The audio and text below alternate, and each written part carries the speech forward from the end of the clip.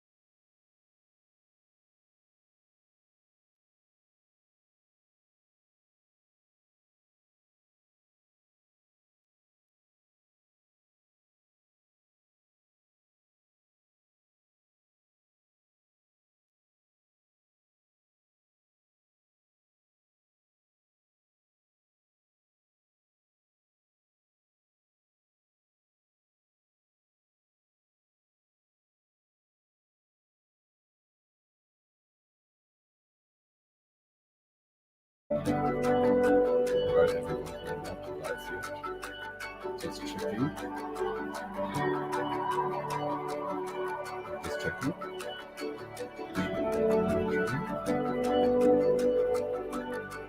Just checking.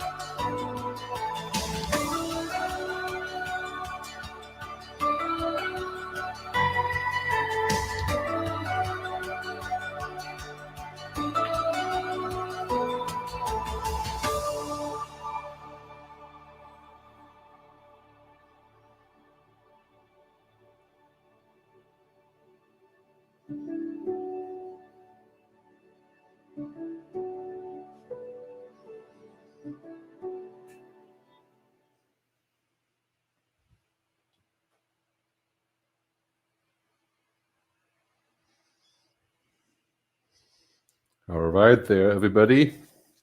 Right on time, like a Swiss watch. Okay. Hi, there's John. Hey, John, how you doing? Okay, you have to unmute yourself. Take out the mute button. I'm doing well, Gerd. Okay. Okay. Greetings out there, everybody. So I'm in Zürich, Switzerland, and John Eyles, who's also working with me at the TheFuturesAgency. He's in Waiheke, beautiful Waiheke, near Auckland, New Zealand. Hello, John. Raining Great to be together. Raining, really? Okay, yeah. Well, we've had a lot of rain here as well. So it's a great pleasure to see all of you. I know there's tens of thousands here on YouTube. Just kidding. And also on LinkedIn. And of course, we are going to share the live recording afterwards. So greetings very much. It's a great occasion to be here and to discuss what we are going to be doing in the future. And there are several ways that you can participate today. And hold on just 1 second. I need to first make sure my background is actually working like it's supposed to. Yeah, you know, no matter how often you do it, you can be sure there will be something that needs fixing. This is the nature of the internet, right? Usually the first question for all the online events is like whether we can hear each other. And that question has been determined, so that's good. So there's many ways that you can participate in today's event. And we'd like your feedback and we'd like your questions. So unfortunately on YouTube and LinkedIn, we can't take live questions while we're speaking yet. We're trying to figure this out. But there is 3 ways that you can participate. If you are a Twitter user, you can use the hashtag AskGerd. That's my last name, G-E-R-D, like gastrointestinal reflux disease, same thing. AskGerd. And you can just use that tag and we're monitoring it and ask questions and give comments. And of course, that's public. Then we have, of course, on YouTube, which I think you should have received the link, but otherwise just go to my YouTube channel, GerdTube, G-E-R-D, tube.com. You can see all the live videos and it should be live streaming there. If you're on LinkedIn, you can also leave comments. We're going to monitor all that stuff and try to get to all the comments. And finally, we have a really cool tool called Mentimeter. And this is actually a really easy way of doing things. You can comment and you can ask questions and building sort of a word cloud, a question cloud if you wish. And that's simply going to menti.com, MENTI.com. When you go to menti.com, you just put in the code, which is the session key, and that is 928636. We're going to repeat it a few times, but 928636, and that's the code. And then you can leave any question you want. Remember, all the questions are public. Google is watching everything. Facebook is recording your every move. So be careful what you write in there. But we're going to monitor the questions and try to answer them after we're done with our elaborate presentations. So today also we have a great pleasure of having our moderator, Soha Rashid. She's also working for the TheFuturesAgency in the background. She's helping us to keep it nice and organized with everything. and making sure that we're on the right track here with things. So I think we're going to launch into this. Today is a discussion essentially about the future of what we're going to be doing in the next 5 years, a sort of with and post-corona world. I can say for myself, and I think John can mirror this, that this is a very difficult time for pretty much everyone, especially for us as keynote speakers, right? John, it's like, I don't know, have you been traveling much? Probably not. No, I'm prisoner in paradise. It's a lovely paradise to be a prisoner, but yeah, trapped in that's paradise. for sure. Yeah, same thing here, the golden cage in Switzerland. But we are virtually traveling, do a lot of virtual keynotes, so that's a good start, and also really pivoting what we're doing. The way we're going to do this now is John is going to kick it off with his presentation and his thoughts on the post-corona, the new paradigms, the new world, and then I will follow with my short presentation, which is only about 10 hours. No, just kidding. I'll keep it short. And then we're going to have a debate and discussion and pick up on your questions remotely as well. So with that, John, why don't you dive in? All right, well, let me go and see if I can get this screen sharing business happening. We do that, we do that, we do this, and we do this, and we should be on. Yes, so Gerd, thank you for the invitation. I took it on, and after I accepted, then I thought about what it was that I just accepted. So Gerd asked if I would speak for 10 minutes about capitalism, climate, inequality, and collaboration, which I will do. And I'll overlay it with what I see as a very hopeful scenario, which is the increasing acknowledgement of the power of play. And I'll talk a little bit more about that. So to begin, though, paradigms. I was watching James Lovelock the other day. He turned 101. And I was thinking, what a lovely example of a paradigm shift, from someone who looked at the world as a mass of chemicals to seeing it as a living organism and a self-regulatory organism.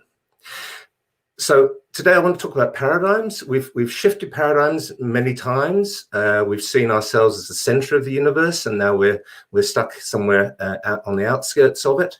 But really, when we think about paradigms, it is our beliefs that shape our reality. We don't see the world as it is. We see the world as we are, and we bring our cultural backpack to that, and we also bring our privilege and our biases. It's also beholden to all of us, really, to have choice. We all have choice, and it's our choices that define who we are, and it'll define how we get on moving forward.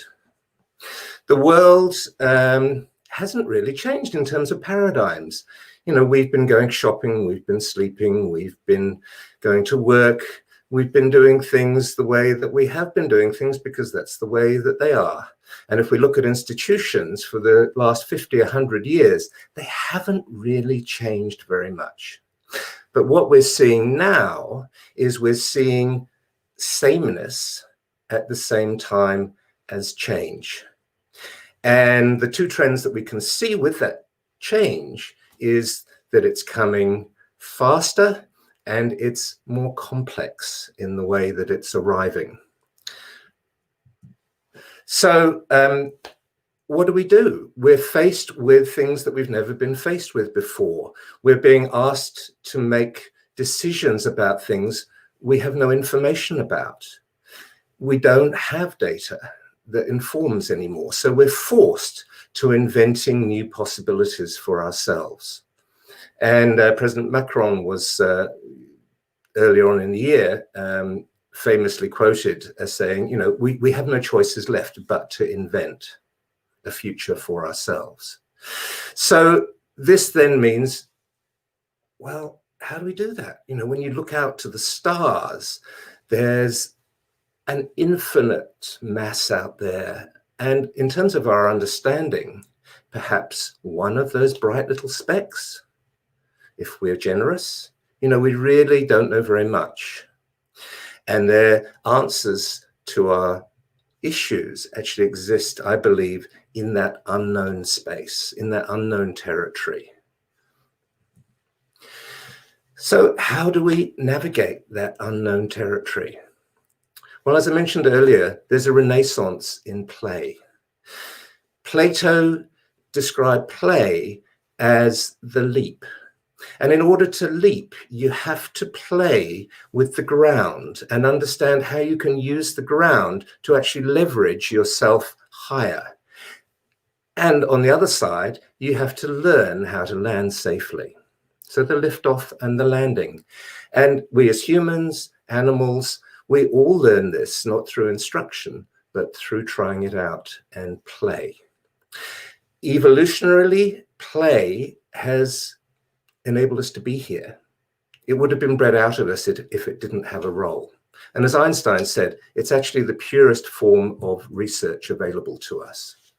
This is a picture of me in March, just before lockdown, at the Taj Mahal, jumping and expressing my playfulness.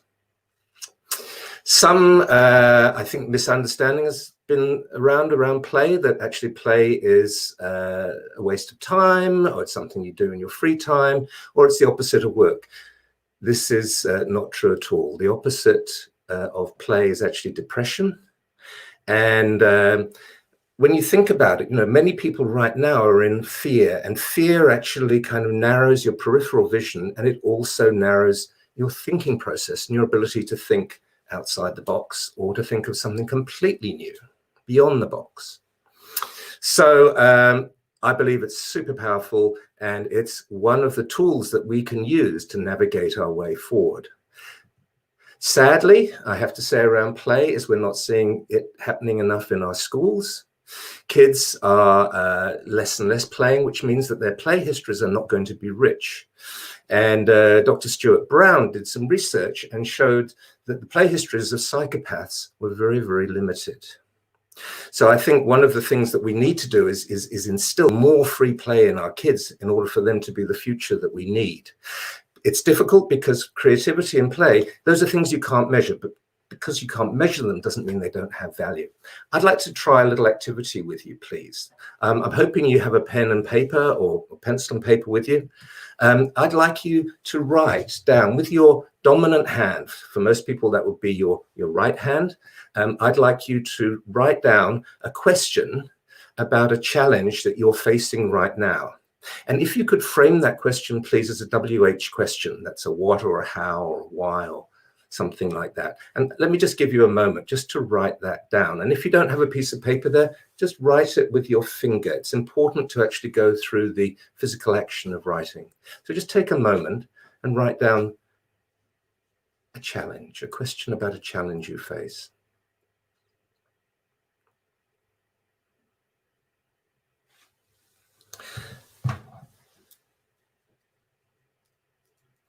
Now, I can't see you. I don't know how far you've got with that. So I'll give you a few more seconds to have a think about it. Now, taking the pen, I'm right-handed. What I'd like you to do, please, once you've finished writing your question, is to pass the pen into your other hand, your less dominant hand. And if you could, write an answer to your question using your other hand. And again, let's just take a moment for you to do this.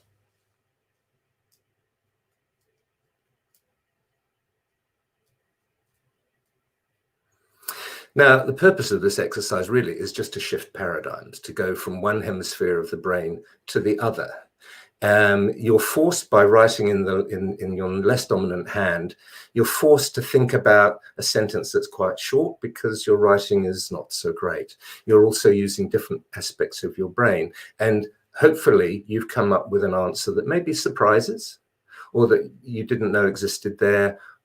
But it's just an example, a very short example of how we can quickly change paradigms, and through that actually get different perspectives and different answers to issues. So capitalism, what an enormous topic. My belief is we've been kidnapped by capitalism. We're now working for capitalism rather than capitalism working for us. And it's pretty evident that the current systems are no longer working for the majority of us. In New Zealand, we have some shifts happening. We have a government that is more interested in long-term social well-being than short-term profit, I believe. We've got new language coming in. So one of those new pieces of vocabulary is talk of a heart of state rather than a head of state. We also have here in New Zealand talk in Parliament of tax being love. So rather than paying tax, you're actually giving love to people in need. So these kinds of reframing of things. New Zealand signed up just before Christmas to a zero carbon legislation. And so it's on its way towards that. There's also quite a movement here for a regenerative and circular economy, and local councils are starting to come on board with that. So we are seeing change. It's certainly not all rosy, and there's a lot of discrepancy here and inequality here. I mean, health being one of them. You know, we live in a country that, or I live in a country that has systems that were brought by colonizers and a monocultural system. And really now those are being challenged in terms of health outcomes for Maori and European Pākehā who have arrived. There's a 10-year gap in longevity, and that needs to be closed. And in part of that closing, it's the decolonizing of the systems. So that's a movement that I think is happening not just in New Zealand, but around the world. In the bigger view of inequality, I mean, these figures are just shocking, aren't they? You know, when you think that there's 500 million people that have moved into absolute poverty this year due to coronavirus, 500 million, you know, how do we even get our heads around that? And that the number of people dying from hunger is going to double. That's 18 million from 9 million. Now, we know what the vaccine is for hunger. The question is, you know, are we really willing to make the choices? Are we really willing to share? Are we really willing to change the situation? A situation where you have half of the world's wealth in the hands of 1% of the population.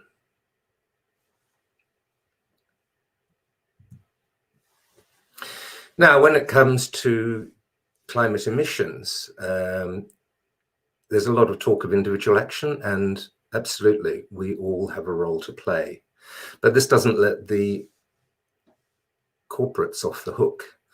I was amazed, you know, that 25 businesses have actually contributed to half of the global emissions.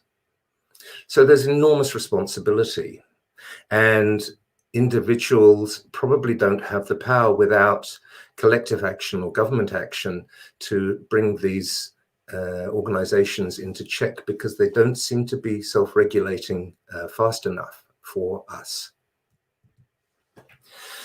So, you know, what do we face? We face a future where radical change is required if change is going to happen. If we leave it, we're actually on, you know, it's incremental, or exponential rather. It's not incremental at all, it's exponential, the curve. And, you know, it's too late to teach somebody to swim when they're drowning. So we've got this call for action, and we've got people around the world who are answering that call. Many of the solutions have already been found. There's a lovely film, 2040, that shows many of the answers that are available to us right now. So it's about collective will, it's about collective action, and it's about thinking of a new future with solutions that we don't even know about yet. You know, and capitalism itself, perhaps if we're still using that word, we're not thinking hard enough about what a new paradigm could really be and really do for us. So Gerd, that really is, in a short presentation, my view on things right now. I believe together we can have change. And I do believe that being playful and finding answers in the unknown is going to serve us well. So thank you. I look forward to questions. Great. Thanks very much, John. That was quite interesting.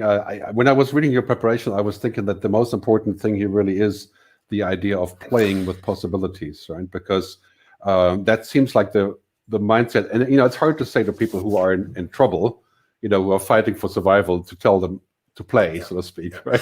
And in fact, actually, Gerd, you can't play when you're in that fight or fright mode. So you have to, and animals, you know, play when they feel safe. So we do have to, in order to be playful, we have to create, and organizations have to create safe spaces for people to be, in order for that to happen. Yeah, it seems like that's very much a government job also right now, which is an interesting angle. You know, in Europe, we have the governments essentially providing a basic income now to many of us. And that, I think that's also true for New Zealand, and it is. The US is trying to go into a similar direction. But I mean, this is creating a safe space for us to be able to adapt and to be able to figure out.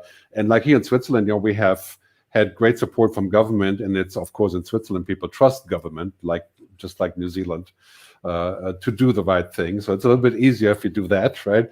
I heard rumors about Italy. You know, Italians are saying, well, that's great, we're going to get all that money from Europe, but by the time it gets here, we have gone. You know? So they have all kinds of concerns about trusting government and creating that safe space. Trust is huge, and when there's trust, I mean, there's enormous speed that's possible, and when there's no trust, of course, the opposite is the case. Yeah, so great. Thanks very much for your contributions there. We're going to go back to it after I do my thing. Just in case you guys have just tuned in, of course, we're live on YouTube and LinkedIn. And there's a tool called Mentimeter. You go to menti.com, menti.com. Use the code 928636. That 928636 to log in, and then you can ask any questions you want or any comment, but keep it short so we can see it in the word cloud later. Okay, so let me go into my presentation mode here. Basically, you know, when I think about new paradigms and what's happening, John, I think you can mute your mic. That will be good. Great, thank you. So when I think about new paradigms, I've been looking at the last 3 months and you know, what is changing because of COVID, you know, apart from all the survival, the fear of survival that we have, and all the pivoting that goes on. And I think there's 4 basic things I want to share with you. And we've had lots of debate about this in the preparation for this event, right? First, you know, it's really quite clear that as we're moving into this future, there is total and utter uncertainty, right? And this is creating a paradigm change, because when we have uncertainty, we're more ready to make a leap, right? To go into a different direction. So this is clearly going to make a difference for us. Also, when John, let me just mute your mic. Okay, sorry. So when we talk about this, you know, we're going into a direction where we're saying, okay, how can we understand this uncertainty, and how can we get beyond it? And I think really what we have to see is that 2020 is a total change of program. It's a change of program in terms of our priorities, in terms of what we have rediscovered, you know, solidarity, connecting to each other, the importance of people, and so on. And this is really impacting all industries, including tourism and of course, airlines and flying, because some things will just be switched off, right? Some programs will not continue, like I believe cruise ships will not continue. That's a program that's ending, right?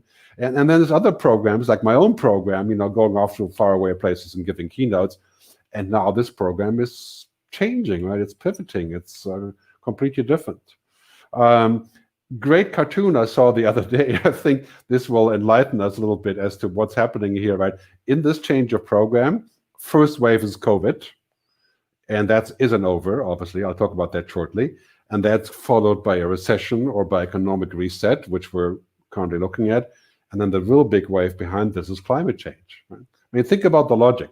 Think about the logic. If we are willing to sacrifice because of health reasons, and we stay at home, or we wear a mask, or, you know, we don't travel, Are we going to be willing to do the same thing for climate change? I think it's the same logic, right? It has to be done, and now we must do it, and we do it for the common good. And the government is telling us what to do. So that's a huge paradigm shift that's becoming possible to do something that was considered impossible before. And it's really quite clear when we look at the world around us, we're not going back to normal.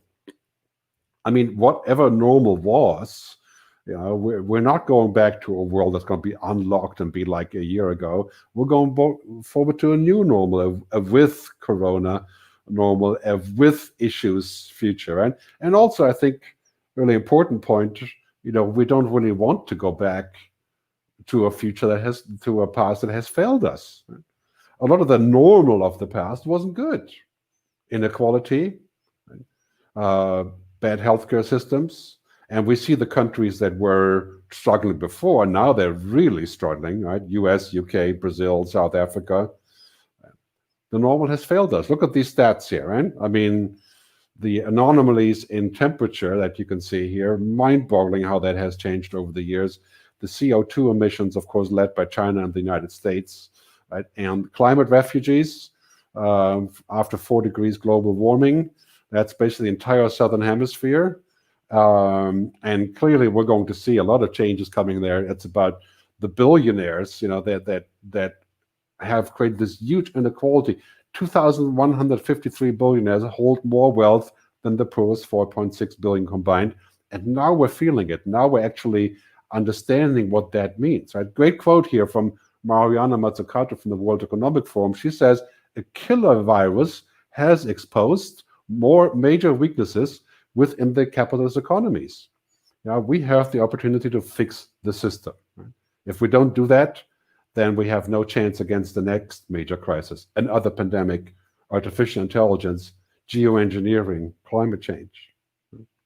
So this is the mindset right now. The narrative is changing. And I can feel that changing. I give many, many speeches per week now here online. I can feel that feedback coming back from people. I think it's really important that we embrace this idea of what's coming next. I call this a great transformation. And over the last 3 months, we've worked on some graphics here internally for, saying, what is the great transformation? What does it mean? And we've come up with a globe here, right? And this, I think you'll appreciate this, the things that's on top, right? In the past, cruise ships and a global economy and oil and gas and Bitcoin and banking. And now all of a sudden in this crisis, we are switching this entire pyramid around, right? And before you know it, new things are on the top. And if we don't get this, I think it's going to have dire consequences for your career and your thinking and your company, but also, of course, for your community. Right now, it's all about remote working. We are supposed to stay there. It's all about the stuff that is changing, right? It's about healthcare. It's about connecting. Right? It's about government. Right? Bottom line in this great transformation, I think it is a crisis. Let's make no doubt about that. And we have to first and foremost survive. But it's also opportunity to reboot how we're thinking about the world. And this is how we're thinking about the world now. And it's pretty straightforward, right? COVID is egging on this chain reaction of things, right? Big tech, big media, big state, big government, big healthcare, and finally, big green. For some reason, I think that is driving the discussion about what is next with climate change. Those are gigantic opportunities. I also think that in terms of unemployment, we maybe see more unemployment in the future. That's quite clear. But if we put the money in the right place here, we're going to see many, many new jobs here in big health and big green and, of course, big state. Right? And technology is the driver behind all of those things. So when we look a little bit further of this with technology, I just want to give a quick warning here that I think when we're thinking about technology, we have to be very careful of too much of a good thing that can be a very bad thing. It can be a present, but it can also be a bomb, right? It can be a situation where we're saying, well, this could be a gift to us and we can just enjoy it, right? But at the same time, if we do too much of it, it turns into a major problem, into kind of a bomb. And I have no idea why the bomb isn't playing, but it's supposed to be a bomb. This is the way it goes. Talking about a bomb, right? You see here on the left, Hiroshima, and you see on top of that, the nuclear non-proliferation treaties. that were reached about, I think, 14 years later. I think 1962, actually, so quite a bit of time later. Right? We had to have a bomb to react on the threat, and to do something about it, and to come up with a moratorium. And I think it's going to be very much the same thing when we kind of have a healthcare bomb now. And will we see others? Clearly, climate change is of that nature. But in my view, it's quite clear we cannot wait until we have reason and proof anymore. We barely survived it with the nuclear bomb. If we're going to survive that with climate change or with AI or genetic engineering, right, we have to be proactive, right? And we have to think about what that means for our future before it actually happens. So it brings me to my third point, and that is many things that we thought of as unthinkable are actually possible now. Right? We didn't think it was possible people were going to get a basic income for most of the year. We didn't think it possible to regulate everything like this, but now we do, and basically in this regard, we're going to see carbon taxes. We're going to see carbon taxes for flying. We're going to see carbon taxes for meat. All right, we're going to see the things that were unthinkable. And so let's forget about what wasn't thinkable. Let's think about what we need to do. For example, in climate change, it's quite clear for the rise of 1.5 degrees that it would need to fall 7.6% per year for the next decade. That's more than we have right now involuntarily because of COVID-19. We'd have to have more stringent restrictions than we have right now. And I think that's going to be a tall order. I mean, going back to what I said about meat, right? I mean, this chart kind of shows what's happening. We're going into cultured meat and novel vegan meat replacement and all of these things. That goes for the same discussion. Maybe the future is vegetarian. I'm not vegetarian, but maybe I'll have to change in the future. I'm not big on meat, so it wouldn't be that difficult for me. But this is one of the things where the story is changing, the paradigm is changing. Do we really need this? Can we make voluntary contributions to our future? So clearly in this world, where we're moving into this sort of pivoting moment, I often say it's either the Green Deal, what's called the Green Deal in the US and also in Europe, the European Green Deal, and of course in New Zealand, which has been wide discussion and of course realization also of this, either the Green Deal or a done deal, right? We're not going to survive a situation where we don't pay attention to this. I mean, clearly, I think that's kind of a must-see for our future. Capitalism, John talked about this before. It's really quite clear that traditional capitalism is unfit for the future. And I'm not saying that we're going to have an alternative that we know about right now in terms of, socialism practices or other economic logics, but we have to mutate capitalism, right? Sustainable capitalism, post-capitalism. I mean, if we're looking at the stats, pretty straightforward. I mean, the probability of losing a job because of COVID-19 is the highest for the people who don't make the most money, right? I mean, it's quite clear this is the tough spot to be, and that's not much money. And everybody else who makes more money is going to be safer, right? It's this kind of inequality that's driving a huge change. John talked about this already. It's quite clear people are going to be pushed into poverty, especially in the US and Brazil, India, Russia, and so on. And this stat should really give you something to think about when you look about what's happening in America with inequality. I mean, this is why we have all the issues in the US. This is why the US is kind of a dysfunctional country now. And to wrap it up with a quote here by Al Gore, right? He says, as economies are ready to reopen, we should not go back to pre-pandemic thinking. Right? We need to think about something that is after the pandemic. What is desperately needed, he says, and what we must deliver is a sustainable form of capitalism. How do we do that? Well, we have to play. Right? We have to experiment. We have to go away from this kind of thinking. I call this ecosystems, right? Closed bubbles, and that is closed countries, closed economies, closed jobs, closed companies. It's all about switching to ecosystem, to a new way of thinking. I think John was alluding to that as well, and we'll discuss it shortly, how we can build this kind of idea of large things collaborating. Here's a great quote from the CEO of Salesforce, Mr. Benioff, Mark Benioff, talking about what is happening with capitalism. Capitalism, as we have known it, is dead. And this obsession that we have with maximizing profits for shareholders alone has led to incredible inequality and a planetary emergency. Well, I do hope you were able to hear this, but Mark is a pretty amazing guy. Capitalism as we know it is dead. And this has been echoed by so many people. It's not dead because it wasn't working, it's dead because it's not fit for the future. And whatever we're going to end up calling it, we're going to have to reinvent our economic logic. We're going to have to think about which way we want to go. We have to think about what we want. I mean, this illustration shows that different countries have different emphasis, right? From the sort of corporate capitalism of America to the social capitalism of Europe, and sometimes it's called the data capitalism, the state capitalism of China, right? So what is the right system? And of course, I live in Europe, and I quite admire what is happening lately in Europe. Despite all the troubles, we found a way forward to show solidarity for each other, and that is called the social capitalism. I think that's the winning ticket, and in many ways, New Zealand is following the same direction. And we have to think about how we can actually enlarge this and bring it forward to the world.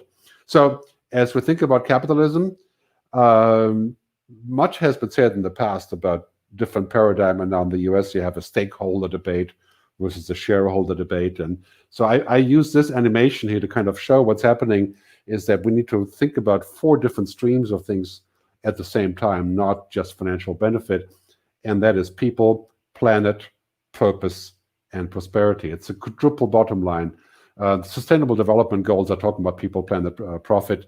And I will enlarge a little bit by adding purpose, by creating something that we want to live for. And I think that's kind of the paradigm for the future. How do we put that into place? Well, we're going to discuss it later, and we'll solve the problem very quickly. Europe, right? Great story. I think what is happening in Europe, we have finally come around to solidarity. There's been a huge rescue package. Italy stands to get 100 billion euros, and Spain and Portugal and Greece and so on. Not very many questions asked, some to be paid back, but basically unlimited solidarity. And I think what we're seeing unfolding right now is indeed the sort of United States of Europe. And I have great hopes for that, even though I live in Switzerland, but I am from Germany originally, for that to become the default mode of collaboration, right, of playing to figure out the future. The heart of state, right? What is the heart of state of the European Commission? Well, it's mostly women, right? When you look at the lineup on top, it's a really interesting story. Right? So I think it's really, when we look at the future, also a huge shift of paradigm. Merkel, the German chancellor, said for a long time, she will never give free money to Italy that doesn't have to be paid back, or the southern states, right? And now we have it. We're changing our mind, right?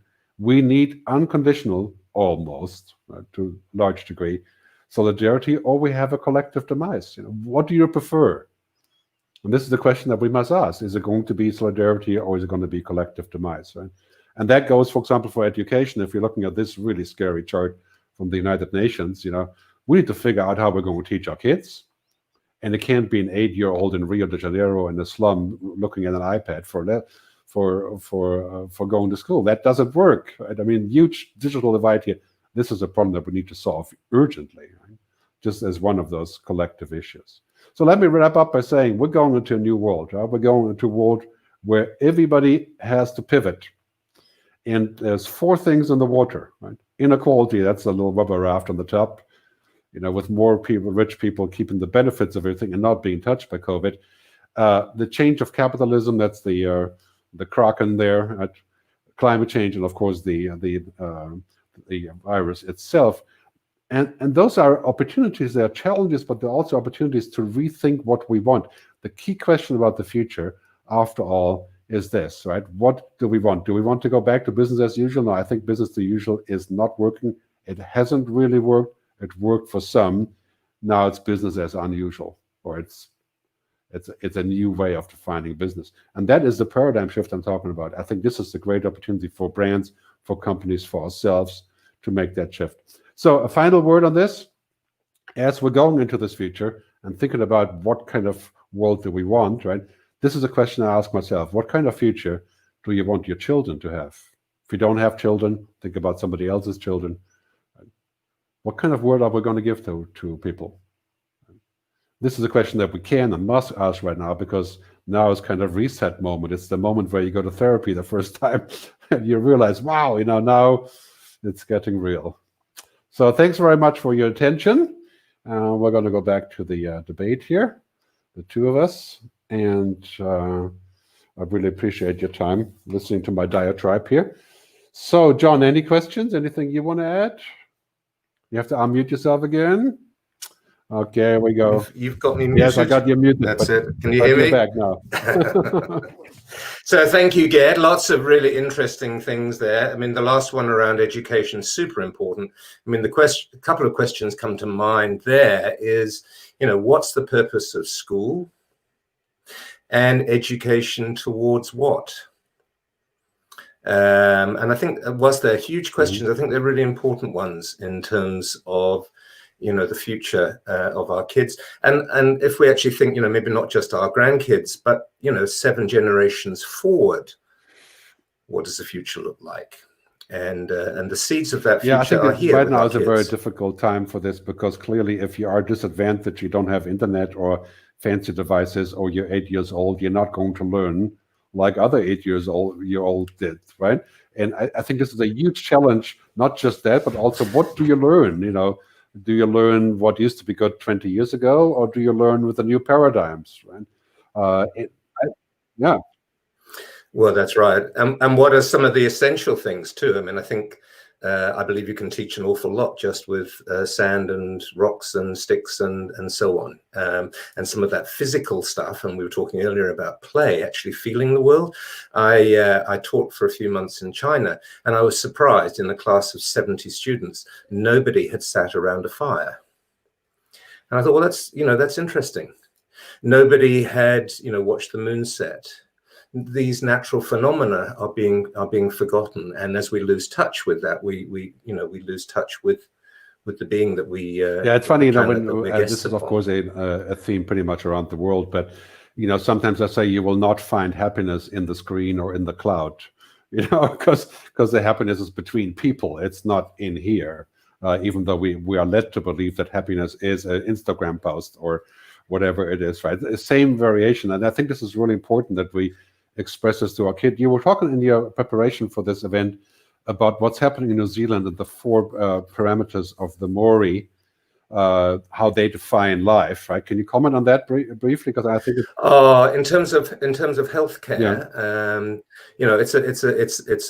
it's maybe an indigenous view, in that we're spiritual beings, we're physical beings, we're mental beings, and we also have the family around. And so in the Maori model of health, those 4 elements are super important. Whereas in the, I suppose, Western or model of health, the spirit and the family, whilst they come and visit, they're not integrated in the same way. And some of these wisdoms that are indigenous cultures have had for a long time are important for us to learn from, around togetherness, around support. There's a Maori saying, with my food basket and your food basket, we can feed everybody. That's so funny. There's a lot of overlap between. I did a thing in Italy like 3 months ago about what's happening and how to go forward. There was one famous picture from Italy where there was a basket coming down on a rope, and actually 2 baskets, and one said, if you don't have anything, take from the basket, and the other said, if you have something, put it in the basket, right? Yeah. And I think that this is a thought that is actually reoccurring to people, that we have to give back, right?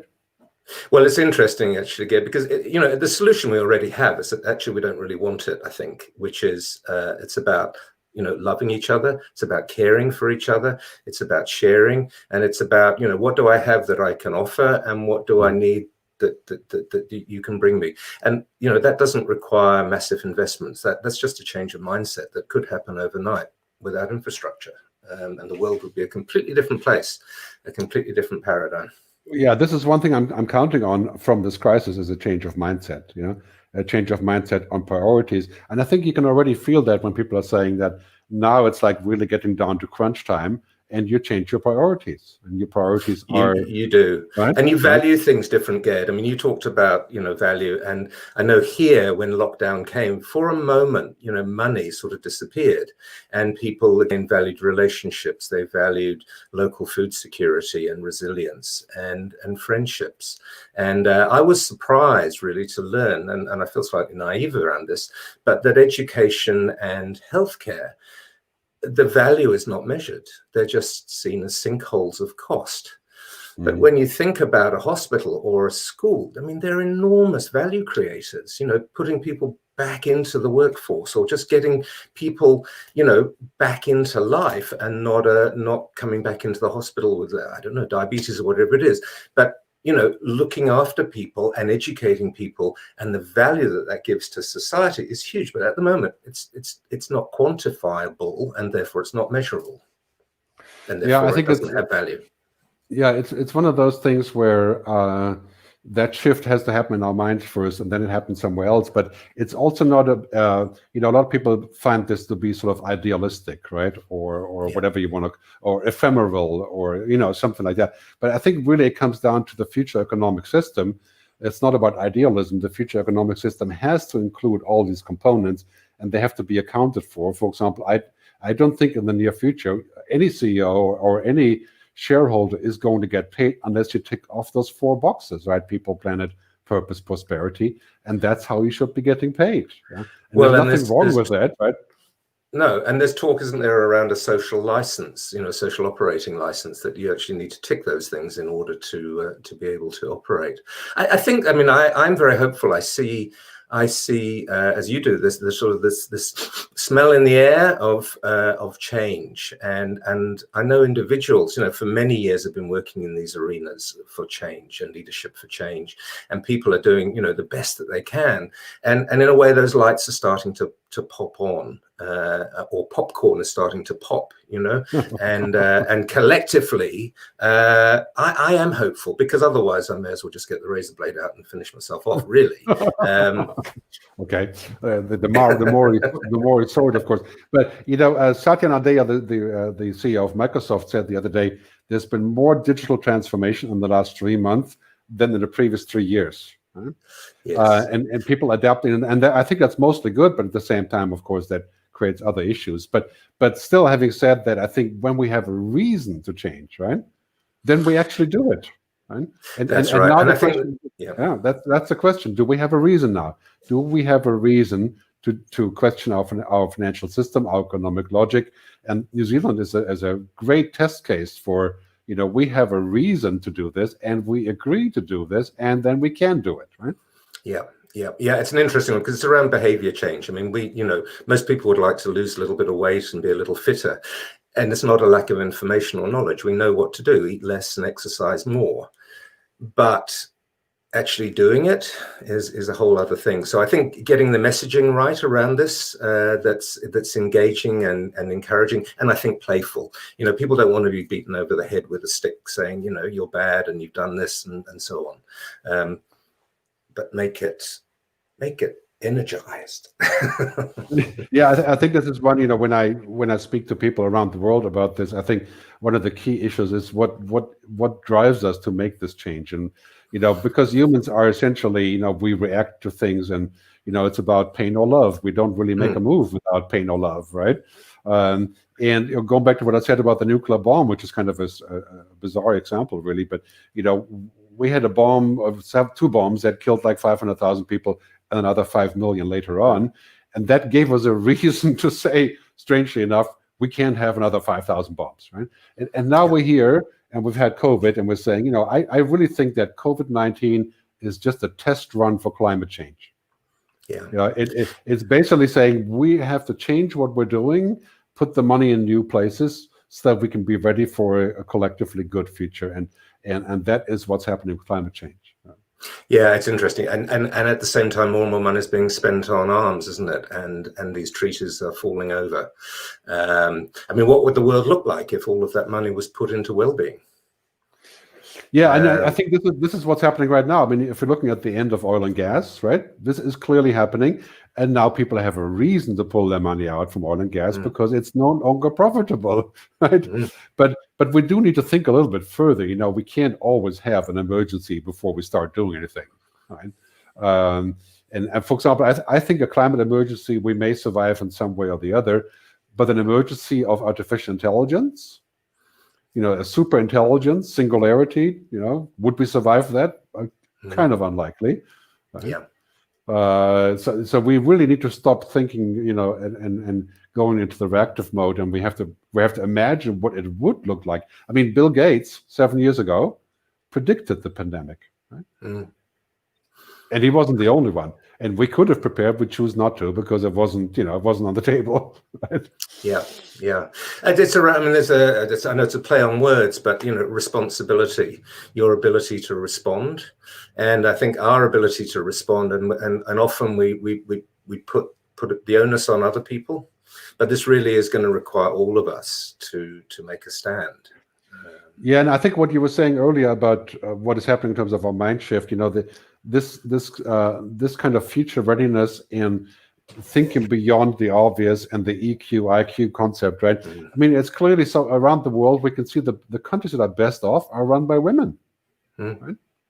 Whether it's Jacinda or Ardern in New Zealand, or in Taiwan, or Finland, or Germany with Merkel, or even though, of course, she's no longer young like the others, right? But that makes me think. It makes me think about what do we actually need? Somebody who has a further intelligence that is like this, not like, you know, economic intelligence or money intelligence. Like you know, I wouldn't call that intelligence. Like Bolsonaro, interests, right, is in a very narrow definition of the future. Yeah, I mean, it's interesting. Jung, you know, went through a depression, but he described 3 levels of sanity. There's the sort of insane, the normal, and the hyper sane or hyper sanity. And the normal really are sleeping people. And as R.D. Laing later talked about, he said, you know, the world loves normal men. And it's normal men who have gone and killed millions and millions of other normal men. And that's normal. And so this idea of hypersanity, which is a level up, and it's a sort of a woken upness of consciousness. And there are individuals, I think, around today who have that different view on the world. And it's funny, you know, I think that this is part of the challenge right now, because it kind of feels like we have the people who are nowhere close to this. They're still in power, you know, whether it's Hungary or Israel or the US or the UK, the people who are still with the old-fashioned man, so to speak, right? Yes. And then we have the new people exploding everywhere. And my view is that we're going to see a dramatic reset by the end of this year, because all the totalitarian and populist regimes are proving to be utterly useless in the crisis. Isn't it interesting when reality really hits, you know, when the immutable laws really hit, this other stuff, this ego stuff, as you talk about, it actually, you know, becomes ineffective and actually starts to very quickly look like the emperor with no clothes. Yeah. So, you know, my prediction is, you know, I've said I'm writing a piece on this, but I think we're going to see a new renaissance in America next year, a complete turnaround after 4 really, really, really bad years, obviously, where it couldn't have been any worse. A complete turnaround, and we're going to see a global turnaround with young people and women and minorities coming into positions of power in governments and rallying for sort of a global agenda. Even though right now it kind of feels like the opposite in many ways, right? Because it's a little bit crunch time. Interesting, actually, in 2040, you know, it talks about actually the impact of educating more women in the world. The impact of that on climate change is enormous. You know, just that simple thing. Yes, I think so, and I think that brings hope, and it brings a different paradigm, and we need that. I really think, you know, regardless of all of the really bad things that are happening right now, they're happening to all of us here: loss of revenue, change of business models, anxiety, what people call the CoronaCoaster. You know, the emotional roller coaster, going up and down, impossible. You know, despite all of that, I think we're developing a new way of how we look at the world. And that gives a positive momentum. Let's take some questions. We have menti.com. If you're still on the line there, I know there's 5,000 people here waiting to post something on Menti. But menti.com, menti.com, the code is 928636, 928636. You can log in and ask questions. We do have some questions already, and we're also going to take a look at the Twitter feed and maybe even the YouTube comments, right? So stay on the line. Let's ask this question first. What do you think will be the paradigm shift in tourism? Is one of the questions here on menti.com. John, do you have a take on that? Yeah, I mean, in New Zealand, it's local tourism. I live on an island. It's a beautiful island, has 10,000 people. And we used to have 1 million plus visitors a year coming here. And they'd fly in for, a few days from different parts of the world and then get on a big bus and travel around. We don't have that anymore. So it's local. I think travel is going to be expensive. I agree with you. I think cruise ships are, probably a dying industry. Well, yeah, I think that tourism, and I live in Switzerland, very much a tourism-bound country, right? Tourism will finally come to its senses and will reboot in such a way where it's sustainable, where it's practical, where it's respectful. And that will take some time, but ultimately, people want to travel, people want to meet, people want to go to different cultures. People will do that. It will be a while before I will fly to San Francisco to have dinner by the bay or so. But clearly that's going to come back in some way or the other. But I think tourism right now has to really take that pivot approach, right? So that is going local, going sustainable, attracting people who can drive over, right? Attracting people who can take public transportation to come over, of course, respecting nature. I think we're going to see trends like tourist capitals like Lisbon instituting a culture tax when you arrive. I think that those things will happen. As I was saying earlier, now the carbon tax kind of idea. So when you fly to Lisbon, you're going to pay €5 into a local fund that keeps the local community alive.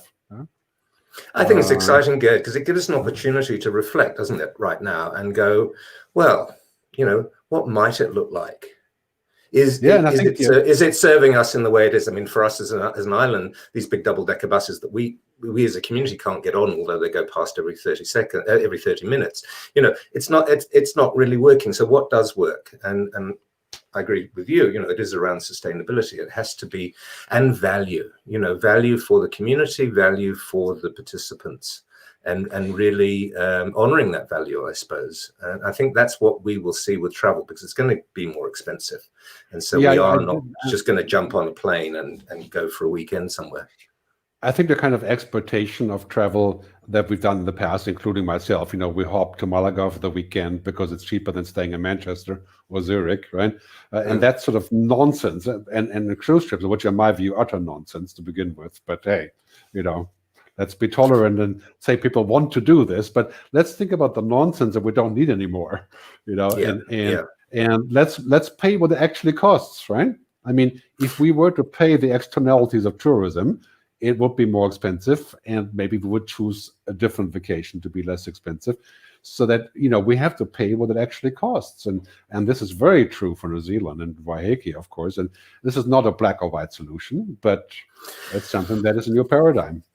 And I don't think solutions are, Gerd. I mean, I think this is maybe, fake. Perception for many is that, it's either this or it's that. It generally isn't, is it? There's multiple answers, lots of shades of grey. Just a little factoid. I don't know if you know, only 10% of the planet has flown. Really? And again, then that begs the question, well, if you kept going the way that we were, would that then become, half the planet? And what's the impact of that? So we've kind of drawn the line at 10% of the planet flying, and that's an opportunity to recess. Yeah, I think that for me, this is very important. Like this should not be anti-business or anti-flying or anti-tourism or anti-anything, right? It is subject to those 4 parameters: people, planet, purpose, prosperity, right? And every time you look at a solution as to what you're going to do locally, it has to cover those 4 points, right? Yeah. And I think if we were to do that, we could come up with a sustainable tourism that would also make good money, but taking out the exploitive part, right? Let's go to the other question, that second one here. any solutions in getting the 1% to contribute to the world, right? Especially in innovation to tackle issues raised. Perhaps the tool is big state, right? That's one of the questions, right? So yeah, how do we get the 1% to contribute to the world? I mean, I suppose, in reality, a number of that 1% do. Elon Musk would be an example of someone who has great wealth and uses it for innovation. Now, it's of his own agenda, but has created things that maybe wouldn't have happened had that wealth not been there. So there are people who contribute, and there are people who Rockefellers and whatever who actually make a contribution. So I don't think we can sort of just say all of that 1% are baddies or whatever. I think that there's a point where enough is enough. I'm not sure Jeff Bezos needs any more billions, really.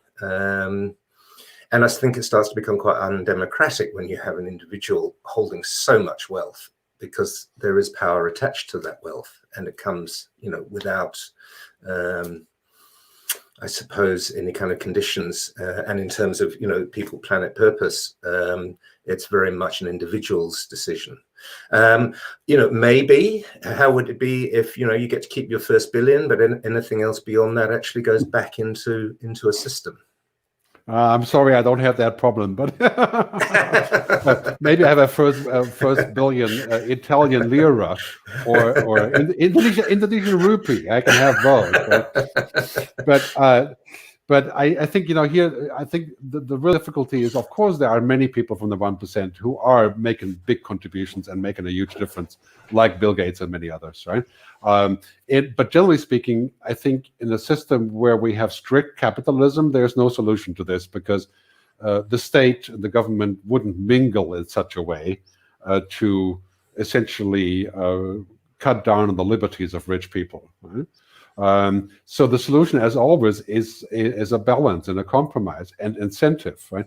I mean, let's face it, nobody pays taxes voluntarily, right? I mean, maybe Kiwis do, I don't know. But generally speaking, it kind of feels like we need incentives and we need rules to create sensible ways of redistribution of the money. And in many ways, you can say that corporate capitalism, as practiced in America, is not the solution for that, right? Because it's epidemic dysfunctionally. Yeah? And big tech does very well in not paying tax, doesn't it? It finds all sorts of ways to not do that and make it. Well, I think if you're looking at what's happening with the stakeholder and shareholder debate, that's the same debate. The money is there. We just need to distribute it better.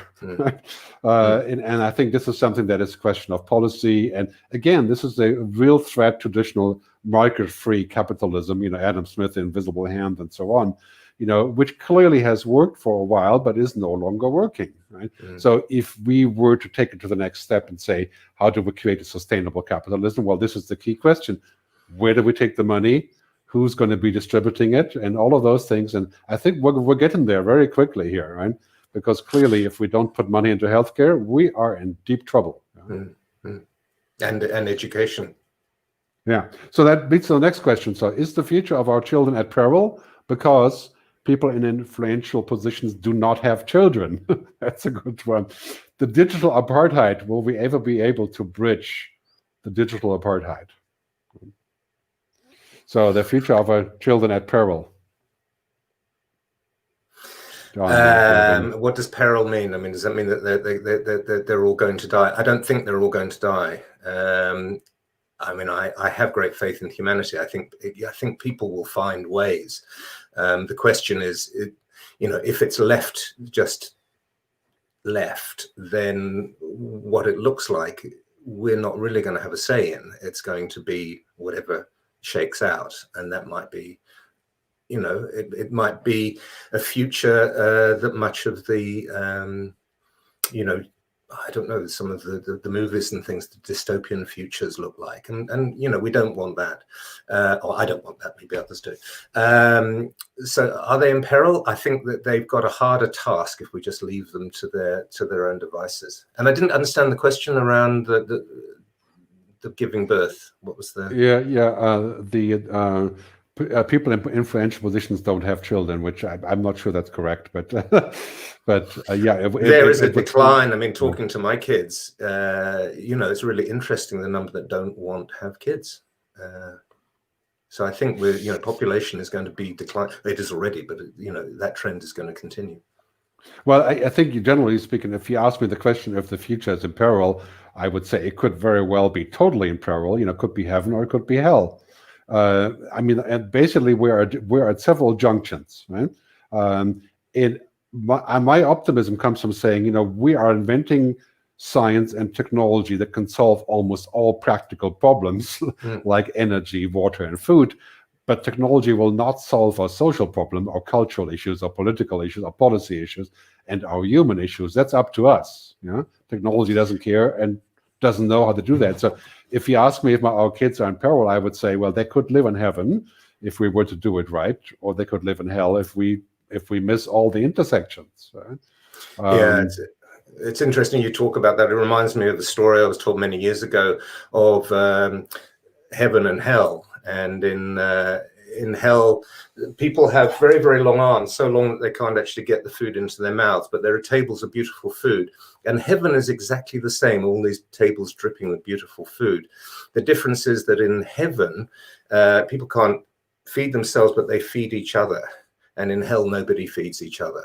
And I think that's in a way the situation that we've got now is, most of the solutions are already with us. They might not be, equally distributed, but many of those are available. And so it is about now mind shift.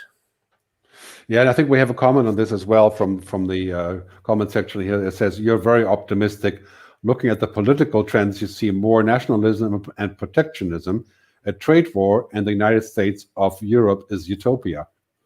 It is even hard to agree on shared democratic values. Well, I tend to not agree. I think this is a little bit like a couple of years ago, before the COVID crisis, we looked at the world and the media was telling us that everything is going to hell, right? Things are getting worse and worse and worse. But if you're looking at Max Römer's and stats and all of the stats of the data world and so on, and Hans Rösling and so on, you can clearly see that's actually, objectively speaking, the stats have gotten better, right? Less poverty, less childbirth death, more education, more women at work, and the story goes on, right? So that is very hard to see right now because it kind of feels like everything is falling apart in so many ways, right? And yes, we have protectionism, we have clashes of culture, we have nationalists and so on. But one thing I'm seeing clearly right now is that people are realizing if their leaders are useless, it's really becoming apparent now. And people are fed up with useless leaders. And whether you're populist or not, and I also would reject, by the way, the idea that non-democratic countries are faring better. They are not. Right? If you look at the statistics and the facts, the countries that have most inequality are the ones who are doing the worst in the crisis. There's a direct relationship between inequality and the number of affections and subsequently death. Right? US, UK, Brazil, South Africa, story goes on. Right? So I am hopeful that people will vote with that in mind. And of course, I think that technology-wise, we hold the key to the future. We have all the tools we need. And science is, science fiction is science fact now, right? So that's why I'm hopeful. We just have to agree, and to agree, we need to discuss and we need to play. That play space is a lovely space because, you can't be in fear and opportunity.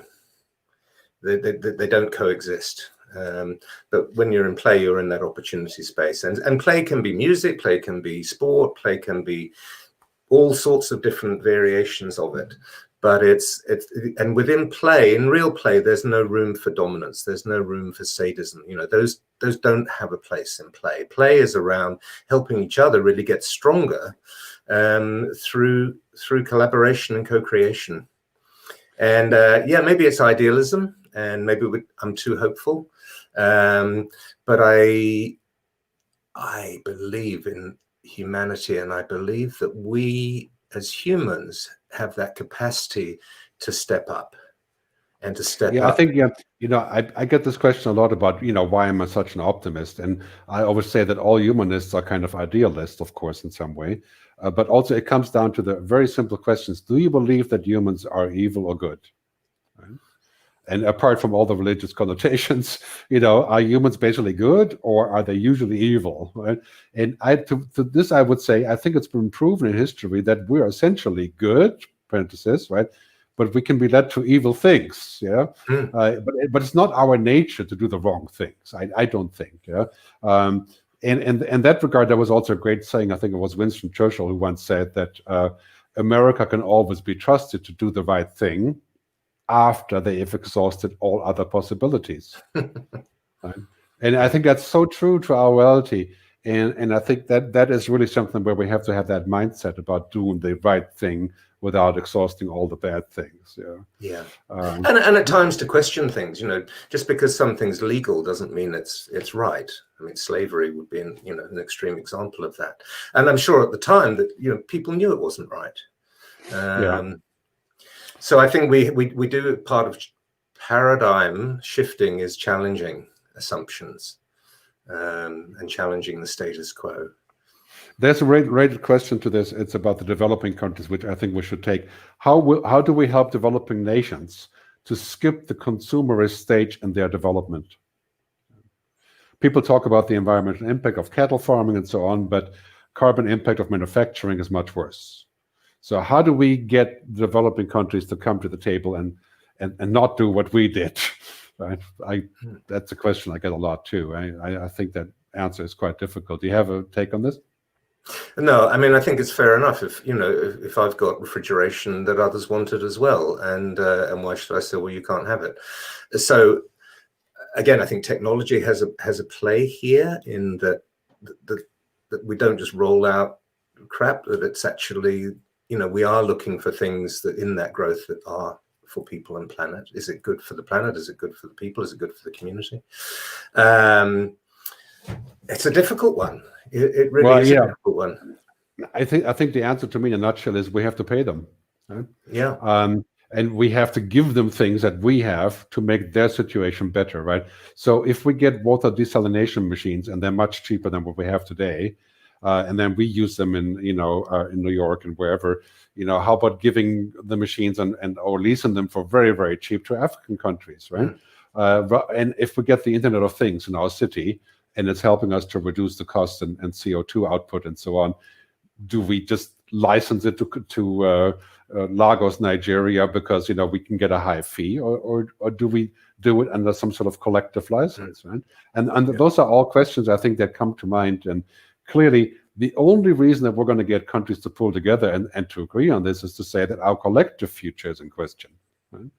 And I think, you take refugees, for instance, and the number has doubled in the last 10 years.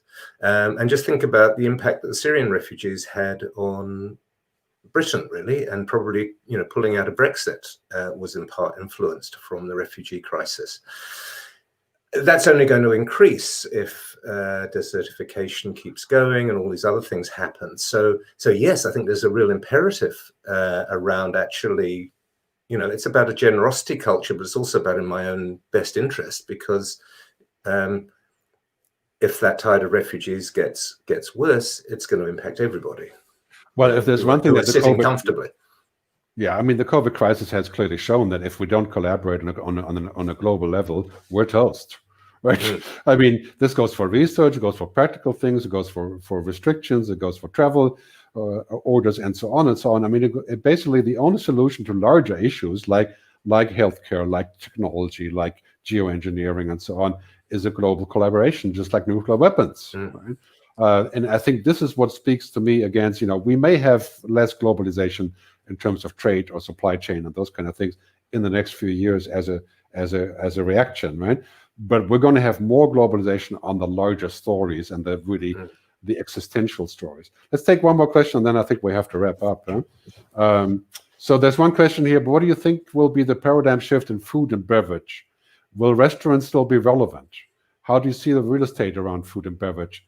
Will it be similar to your earlier view that travel will become more expensive? Can the same be said of food and beverage?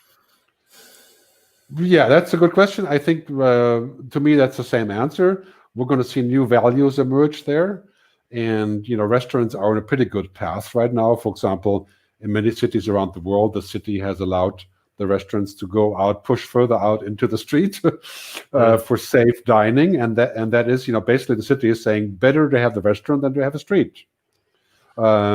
And that's happening around the world. And I think we're also seeing more sensible way of production and more desire to source locally. And that's been impacted by this. But clearly, this sort of, let's say, the restaurant business has never been easy, right? But now we're being forced to create more value with less. And that's going to be a positive thing, I believe. Also a profitable thing. Right. Once we figure out what the exact angle is, and we may have surpassed the peak of the sort of cheap way of making money, like we do with airlines. I'm convinced with airlines, we've reached a peak of people splurging in travel and just jolly flying all over the world, like myself years ago, right, whenever that was. And now we've reached the peak, and people are going to be more sensible. That creates more value. It will create more value. I'm certain of that. Yeah, and I think that value in part is going to be around experience. And I think, we see it already with restaurants, but actually it's not just the food, it's the whole experience. And I think that that's going to shift. And people are going to really choreograph quite interesting new experiences for people who come, for food. And yeah, I agree. I think it will be, sourced locally more. I certainly think there's a future of food because it's a social institution. Well, if it's going to be more expensive, I think anything that is going to take into consideration the whole food chain and the externalities that we need to cover, anything that does that will be more expensive. But what if the new expensive was the new normal, right? And you would expect that this is what it is because of the costs associated with doing this, right? And then, for example, if we would actually pay the cost of driving a car, right, it would be vastly more expensive. And the answer can't always be more taxes and stuff. But eventually, you would become realistic and say, what do I really need to drive? I can just take the electric bubble, that takes me around town, and so on and so on. Even though, of course, it also costs energy. But clearly, I think that is the mindset that we have to have. It's going to be more expensive, which would create more pressure on people with lower income. We have to compensate for this. Right? Everything points towards this. If we want a collective solution and collective happiness, parentheses, whatever that is, right? There's going to be sacrifices that we make, and there's going to be gains that we get, right? Yeah. And that's right. And some of those may well come at a cost and an experience of pain, maybe not physical pain, but in terms of not being able to do the things that you've been used to doing. Yeah. So let's wrap up and let's have a short summary, John, from your end. I'll do the same, and then we'll wrap up with telling people where they can find out more about us. Well, thank you again. It's been a fascinating hour. We've traversed lots of different topics. My sense is that actually it comes down to our humanness. In terms of our conversations, and it's also about our choices. And whilst the universe may not care what I choose, that is something, my choices and my actions are things that I control. And if we collectively control those, then we define the future. I think purpose is super important. I think as a species, we've got the medal for survival, and where we're not so great about is, well, what's next? Who and what do we want to be? And so getting clear on that collective purpose for us as a community of humans is super important. And then out of that comes values, and those then help to inform the decisions that we make. So over to you. Yes, and I want to go back to what I said at the end of my short presentation. I think the future is better than we think, and then I put a giant asterisk, right, depending on the choices that we make. Because the future isn't fixed. The future, it doesn't just fall down on us, and the future isn't done in Silicon Valley, and it isn't done in China. It's done by every single action or inaction that we take, right? And I think if we want to create a positive future, then we have to create the narrative. We have to get people aboard. We have to create a momentum as to what exactly that is, the kind of future we want. When you think about all the big changes in society and some of the trigger points like Martin Luther King or the Dalai Lama or Gandhi, or, those were trigger points. It wasn't just the person, right? It was like all of a sudden this is important. And I think we're now at this trigger point where we're saying, what is important? Other people, our environment, a sensible system, right? A system of equality. And this is starting to percolate. So this is my hope that we can get this theory out there. The World Economic Forum calls this the Great Reset, right? Which is also a good story. I call this a great transformation, and I think we've only seen the very beginning. So let me wrap up. I think the important advice for me would be 4 points, as I've been talking to people a lot about this. First, survival, right? Make sure you survive, make sure you're organized, make sure you save things up, make sure you can sustain yourselves the next year or two. Collaborate and play, right? Experiment, right? The third one, to adapt and to pivot. If it isn't working what you used to do before, figure out a way to pivot. Again, that goes with playing, right? It does, and you may not get it right first, but you keep iterating until it works. Yeah, and the last point is, of course, transform. We have to transform now. We have to transform our thinking. We have to transform our kids. We have to create that momentum towards a different world, not going back to the pre-pandemic situation, which is impossible now anyway. So let's wrap up. And John, would you tell people where they can find out a bit more about you? And I'll do the same. Yep. So, if you go to www.johnyles.com, is probably the easiest place to begin. So that's www.johnyles.com. Great. And we're going to put up an elaborate post with all the video and audio and even the graphs and stuff on my website. That's futuristgerd.com, futuristgerd.com.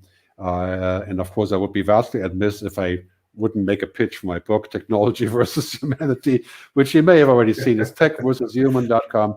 You could buy it, of course, on all these the usual ecosystems like Amazon. And otherwise, of course, I'm on Twitter. My website, gerdtube.com, is my YouTube channel.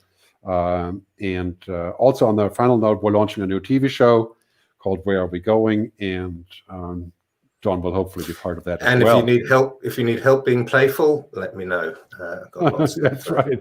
Yes, of course. We are available to inspire you virtually, and if you happen to be in Waiheke, New Zealand, you can be literally inspired. So thanks very much for tuning in, and I really appreciate everybody coming in, and thanks for your patience with our elaboration. Thanks, John, for being there. Thank you for inviting me, Gerd. It's been a pleasure. See you down the road. All right. See you. Bye.